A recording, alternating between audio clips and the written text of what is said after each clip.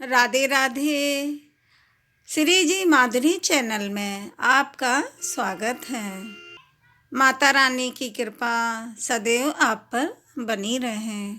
आज माघ मास महात्म्य का 15वें अध्याय का पाठ करेंगे। इसकी कथा आप लोग भी सुनिएगा।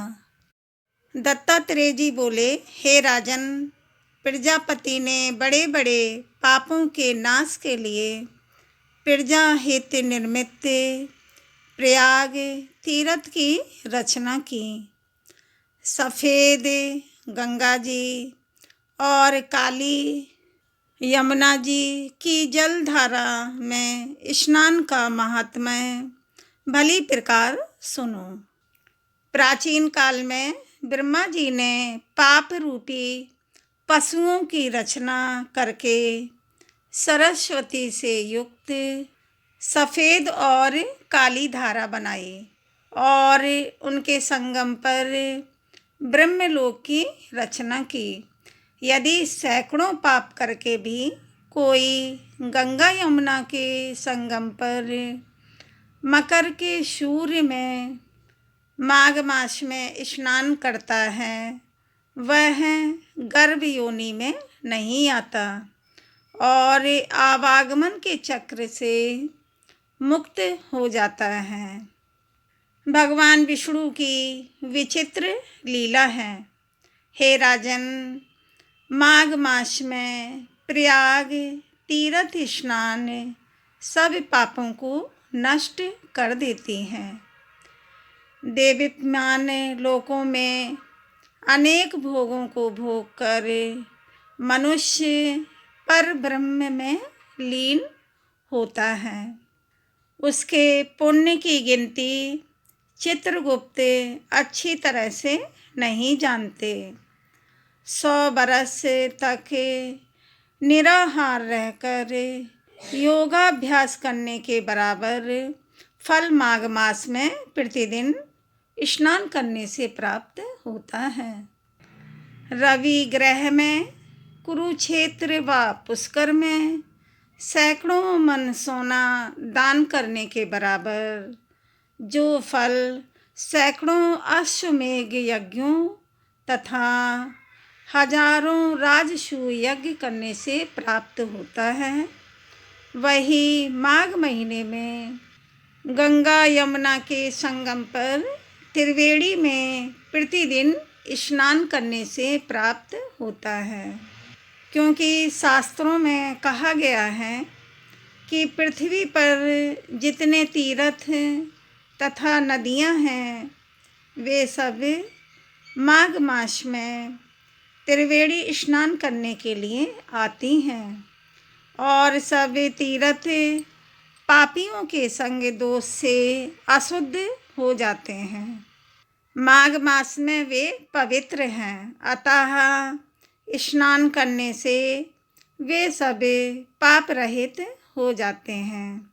हे राजन, वाणी, मन तथा शरीर से कल्प तक जन्मों में एकत्र किए हुए मनुष्यों के पाप गंगा यमुना के संगम में माघ महीने में 3 दिन स्नान करने से नष्ट हो जाते हैं। और जिस तरह सर्प पुरानी कैंचुली छोड़ता है, उसी तरह मनुष्य पापों को छोड़कर स्वर्ग में जाता है। कुरुक्षेत्र के स्नान करने का 10 गुना फल वहाँ मिलता है, जहाँ पर गंगा जी विंध्य पर्वत से मिलती हैं। इससे भी 100 गुना फल गंगा यमुना के संगम में और इससे भी 1000 गुना फल जहाँ गंगा जी पश्चिम में बहती हैं, वहाँ स्नान करने से होता है।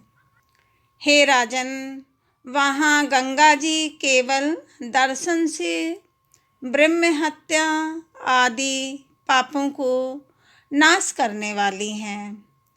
पश्चिम में बहने वाली गंगा जी और कालिंदी नदी में दुर्लभ संगम में माघ महीने में स्नान करने से कल्प तक किए हुए पाप नष्ट हो जाते हैं। अमृत को ही संसार में त्रिवेणी कहते हैं। कलयुग में छिपे और सत्याति युग में प्रत्यक्ष रूप से संपूर्ण देवता त्रिवेणी में माघ स्नान करने के लिए आते हैं। माघ महीने में 3 दिन स्नान करने का पुण्य पर्व काल में कांचमलनी ने राक्षस को दिया था। उससे वह पापी मुक्त हुआ था। हे राजन, इस मास में स्नान करने से मनुष्य पापों से छूट जाता है। इसमें कोई भी संदेह नहीं है। जो मनुष्य इस महात्म्य को श्रद्धापूर्वक पढ़ता है व सुनता है या सभी को सुनाता है, वह विष्णु लोक अर्थात स्वर्ग लोक को जाता है। जो वर्णन माघ महात्म्य में यथास्थान किया है, उसका पूरी तरह से पालन करना चाहिए। हाँ, जो स्त्री पुरुष बालक वृद्ध रोगी हों, उन्हें सामर्थ्य के अनुसार नियमों का पालन करना चाहिए। ऐसा करने से जहाँ उनका शरीर स्वस्थ रहेगा, वहाँ चित्त की एकाग्रता, श्रद्धा व विश्वास पूर्वक किया गया तीर्थ स्नान, व्रत, उपवास, दान आदि अवश्य पूर्ण फलदायी होते हैं। ऐसा शास्त्रों का कथन है। ऋषि मुनियों ने माघ मास में किसी भी तीर्थ स्थान का बड़ा भारी पुण्य लाभ लिखा है। अतः प्रयागराज में स्नान करने के बराबर किसी तीर्थ का फल नहीं है। इसीलिए सब पापों तथा दुखों को दूर करने वाले प्रयागराज तीर्थ में स्नान करते हुए वेद पुराण सतकथाओं का श्रवण करना चाहिए और श्रद्धा के अनुसार दान आदि जरूर करें। ऐसा करने से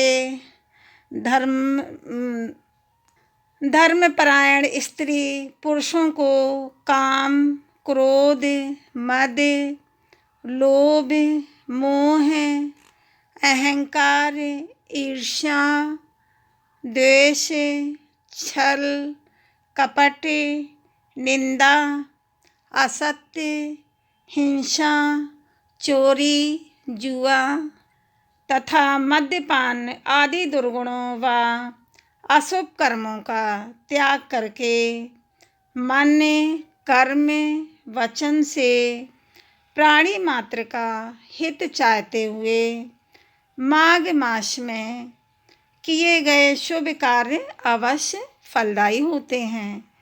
ऐसा पूरा विश्वास है और शास्त्रों में भी यही लिखा है।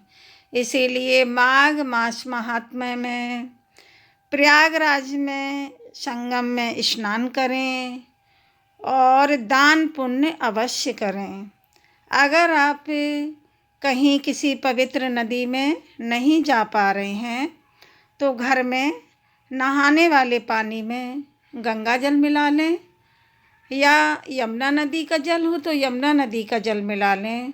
जो भी पवित्र जल हो, नर्मदा नदी या शिप्रा नदी का, जो भी आपके पास पवित्र नदी का जल हो, उसको नहाने के पानी में मिलाकर नहा लें।